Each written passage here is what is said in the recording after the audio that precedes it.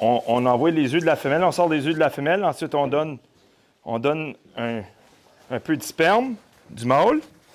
Suis les dons, Dad? Ouais. Prends ça, là. Avant d'arriver à l'étape de la fécondation, le travail pour les membres de la Première Nation a commencé la veille. À la noirceur, ils ont attrapé des dizaines de dorés au filet. C'est pas facile comme ils pensent. C'est dur ses mains, parce que les filets te coupent les doigts. Tu ne vas pas maganer les poissons. Ça.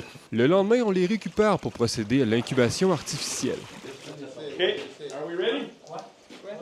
Puis on les fertilise avec quelques mâles puis une femelle. Si tu n'as jamais mis un poisson de 12 livres qui se débat, tu vas voir que c'est assez raide. Oh! Come on, baby. There we go.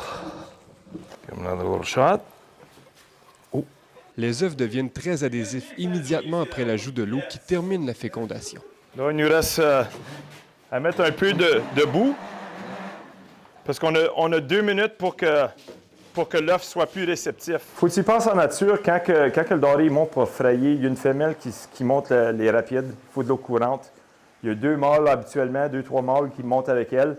Donc là, lorsqu'elle pond ses œufs, c'est dans un courant. Le mâle relâche du sperme. Donc, faut que tu y penses, la chance que le sperme fertilise l'œuf dans l'eau courante est très minime. Fait que ça, c'est une solution de glaise et eau. C'est pour empêcher l'œuf de tout se coller ensemble. Et on estime qu'environ 1 % des œufs sont fertilisés dans la nature, tandis que dans notre environnement, c'est 99 %. Le mélange est ensuite transvidé dans un vase transparent. Fait que là, les œufs qui sont stériles, sont blancs.